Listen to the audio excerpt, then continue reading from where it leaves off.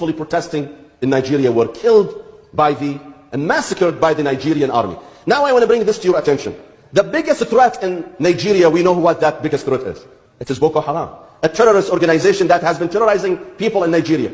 For that coward military, Nigerian military, to go after, and instead of going after Boko Haram, they go after a bunch of peaceful people who are protesting peacefully. The Nigerian military are cowards. That was the message, loud and clear, from an Iranian official named Saeed Abdi, speaking publicly about Nigeria's fight against Boko Haram. And honestly, he was being generous, because if we're telling the truth in this country, the military isn't just acting like cowards, it's become a symbol of helplessness, a force with firepower, uniforms, budget, but no results. A force that has turned crying into a strategy and press releases into victory. Now, of course, the headlines tried to soften it. Oh, he didn't mean it that way. He was criticizing the government, not the soldiers. He was misunderstood. But let's cut the games. When the world looks at Nigeria's military, they don't see strength. They don't see discipline. They don't see boldness. They see failure. They see excuses. They see years of bloodshed and no end in sight. And who do we blame? Foreign powers? No, we blame ourselves. Because no matter how painful it is to admit, we have allowed cowardice to take charge in a country that should be leading Africa's military doctrine. For over a decade now, Boko Haram has held parts of this country hostage. They've bombed schools, kidnapped children, slaughtered farmers, ambushed soldiers, and despite trillions spent and thousands of lives lost, the situation is still the same, if not worse. And yet, what does the military do?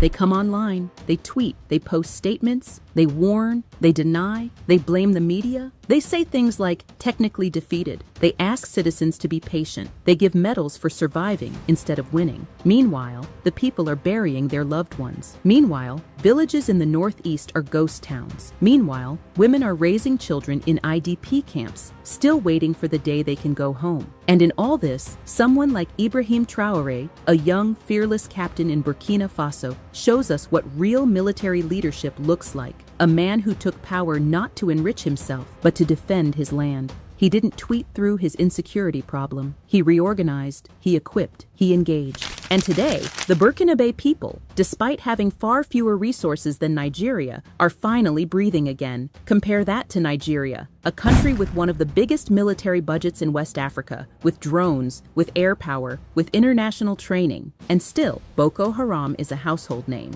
And don't get it twisted, we are not disrespecting the soldiers who are dying in the bush. Those ones are victims of a corrupt and cowardly leadership, victims of generals who prefer contracts over combat, victims of a system where the uniforms are heavy but the command is empty. Because real leadership isn't about press briefings, it's about results. And Saeed Abdi was right to say what many are too afraid to say, that our military, or at least the men leading it, have failed this nation in the worst possible way. They've allowed a terror group to outlive 3 presidents. They've allowed weapons to fall into enemy hands. They've allowed barracks to decay. They've allowed morale to crash. They've allowed the world to mock the so-called giant of Africa. And instead of being angry about the insult, we should be angry about the reality that made the insult possible. Because deep down, we all know, if Nigeria had a Traoré, Boko Haram would be history. If Nigeria had a military with backbone, not backroom deals, the Northeast would be free. If our leaders fought terrorists with half the energy they used to fight protesters,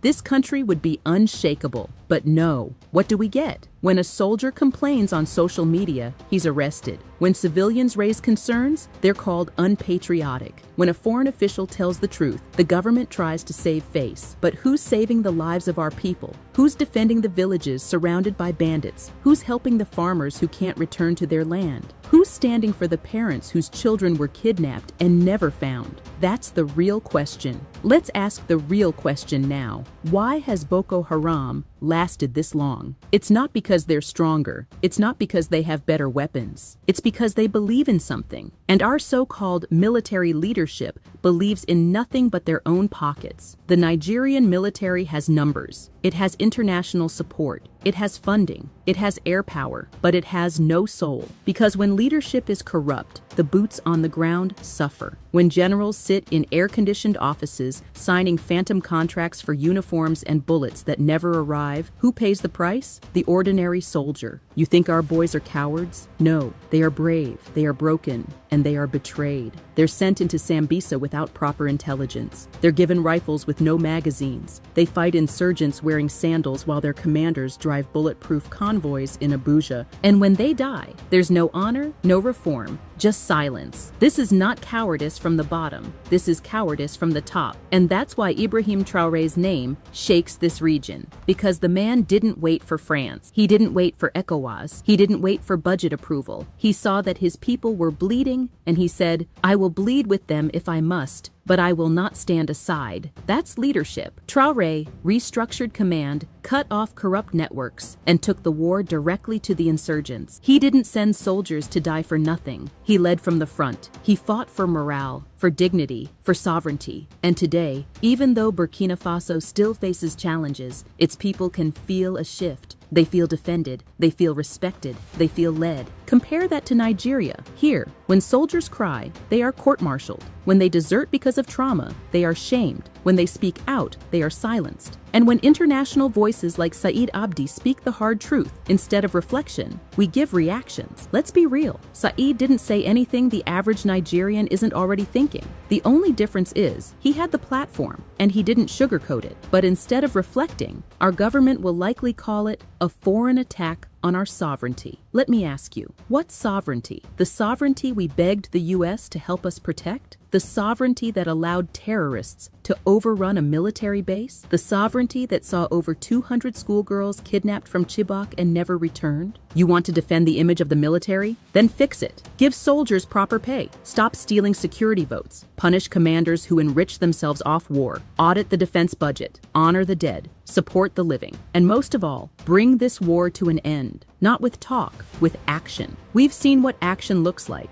It looks like a 35-year-old soldier in Ouagadougou who refuses to watch his people suffer. It looks like local defense groups being armed and trained to protect their communities, not just abandoned. It looks like state institutions prioritizing survival over ceremony. Burkina Faso has shown what is possible when courage meets commitment. So what's Nigeria's excuse? Let's talk facts. Nigeria has over 200 million people, a defense budget in the billions, one of the largest militaries in Africa, decades of experience with insurgency, and yet Boko Haram still exists. ISWAP still exists. Bandits now operate in the northwest. And now, even Abuja is not safe. What exactly are we doing? Every new chief of army staff comes with a fresh uniform and the same empty promises. We will flush them out. We are winning the war. Victory is near. Near where? The only thing that's near is the next budget cycle and the next PR campaign. If we had a Traore in Nigeria, things would look very different. Because leadership is not about position, it's about presence. When last did a Nigerian military leader visit the front line without a media team, without a convoy, without warning? When last did a defense minister face the families of fallen soldiers and apologize, not defend? When last did a general say, this war is not over until we bring every single one of our people home? We can't remember, because it hasn't happened. Instead, we get medals, speeches, and more silence, but the people are watching. The world is watching. And now, thanks to voices like Saeed Abdi, the international community is no longer pretending either. They see what we see. That Nigeria's military, not the soldiers, but the structure, is crumbling under the weight of its own lies. Let's not get it twisted. The Nigerian military has brave men. We have fighters. We have warriors. We have sons of this land who are willing to give everything for Nigeria. But bravery on the battlefield means nothing when cowardice is sitting in the high command. How can a soldier be bold when his commanders are stealing his rations? When the only uniforms getting richer are the ones furthest from the front lines? We don't just have a war problem. We have a leadership crisis, a moral collapse. Because no matter how many rifles you buy, if the men calling the shots are afraid of accountability, afraid of the truth, afraid of losing their privileges, the war will never end. And that's why people are starting to listen to men like Saeed Abdi, not because they love Iran, not because they want foreign influence, but because someone, anyone, is finally saying what our own leaders won't. That what's happening in Nigeria is a disgrace. That our so-called war on terror has become a money-making scheme. That our army has been turned into a tool for intimidation, not liberation. That we are running in circles while the enemy gets stronger. But while Saeed Abdi's words sting, they also wake us up. Because sometimes it takes an outsider to tell you what you already know deep inside. And what we know is that this can't continue. Nigeria cannot afford another 10 years of excuses, another decade of press statements and body bags, another generation growing up knowing only fear, only displacement, only trauma. We need a shift, not in logo,